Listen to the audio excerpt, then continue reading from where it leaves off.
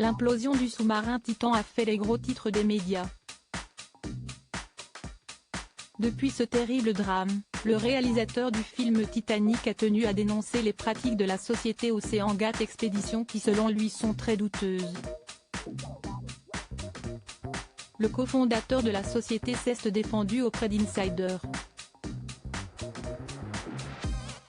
Alors que James Cameron, réalisateur du film Titanic, a énormément critiqué le cofondateur d'OceanGate Expeditions sur son entreprise et sur ses submersibles, Guillermo Zonelin a tenu à répliquer et à se défendre selon le Daily Mail.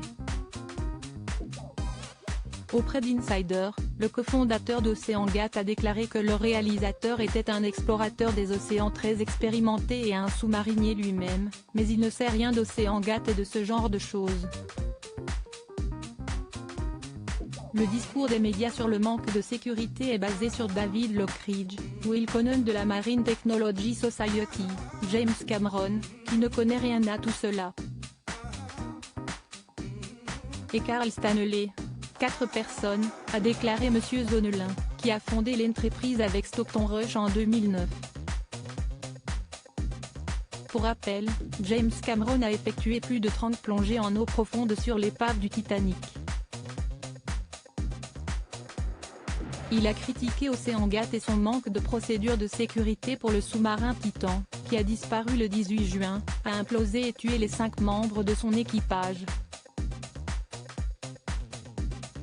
Après cette tragédie très médiatisée, il est apparu que Will Conan, président de la Marine Technology Society, avait envoyé à M.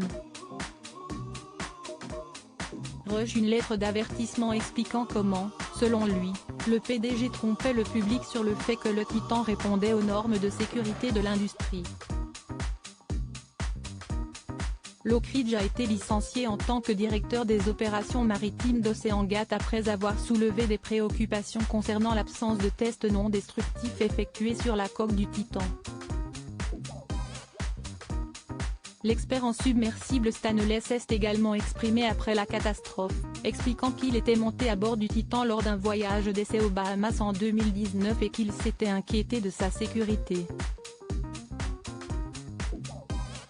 Stockton était en train de concevoir un piège à souris pour les milliardaires, avait-il déclaré. Des choix dangereux ? Agacé, le cofondateur d'OceanGate a répliqué, en 15 ans, cette société a probablement employé 200 personnes et en a fait plonger des dizaines. Et vous n'entendez parler que de 4 personnes. Le bon sens semble indiquer qu'il doit s'agir d'une minorité bruyante, car il y a beaucoup d'autres personnes qui ne s'expriment pas et qui ne sont pas d'accord avec ces 4 personnes. Il a également défendu la décision de Stockton d'utiliser de la fibre de carbone pour la coque du sous-marin en déclarant à la publication « Le Monde n'avait qu'un seul grand expert de l'utilisation de la fibre de carbone pour aller dans les océans profonds et il est parti maintenant ». En effet, M. Rush a trouvé la mort dans la catastrophe, tout comme le milliardaire britannique Hamish Harding, 58 ans, l'expert français du Titanic Paul-Henri Narjolet, 77 ans, et les père et fils britanno-pakistanais Shahzada Dawood, 48 ans, et Sulman Dawood, 19 ans.